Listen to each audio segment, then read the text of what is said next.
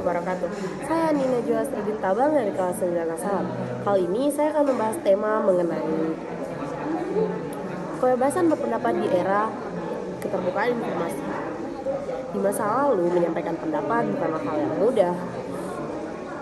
Orang hanya bisa berbicara dalam ruang terbatas, seperti diskusi kecil, forum komunitas, atau lewat surat pembaca di media. Bahkan ketika memiliki pemikiran besar, tidak semua orang memiliki akses untuk mengungkapkannya ke publik. Kini semuanya berubah. Kita hidup di era keterbukaan informasi. Dalam hitungan detik, siapa saja bisa menulis opini, membagikan pikiran, dan menyampaikan kritik lewat media sosial. Dari hal kecil hingga isu nasional, semua bisa disuarakan secara terbuka. Dunia seperti memberikan panggung yang sama kepada setiap orang. Kebebasan berpendapat adalah hak yang dijamin oleh Undang-Undang Dasar Republik Indonesia. Dalam pasal 28E ayat 3 menyatakan bahwa setiap orang berhak atas kebebasan berserikat, berkumpul, dan mengeluarkan pendapat. Hal ini juga didukung oleh Undang-Undang tahun nomor 39 tahun 1999 tentang hak asasi manusia. Tepatnya dalam pasal 23 yang menyebutkan bahwa setiap orang bebas berpendapat di muka umum. Namun, dikutip dari Komnas HAM, kebebasan ini masih penuh tantangan. Tidak jarang orang yang menyuarakan pendapatnya justru mendapat serangan balik. Kritik terhadap kebijakan bisa dianggap tidak nasionalis, dukungan terhadap kelompok tertentu bisa disalahpahami. Bahkan opini pribadi pun bisa memicu perdebatan panas. Bukan karena substansinya, tapi karena cara masyarakat merespon kurang baik.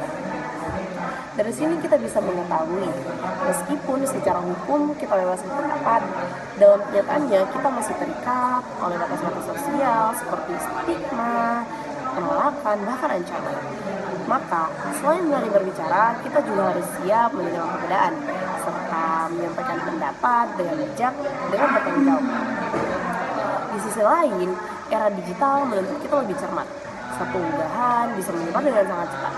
Maka, kebebasan berbicara juga harus diiringi dengan literasi informasi.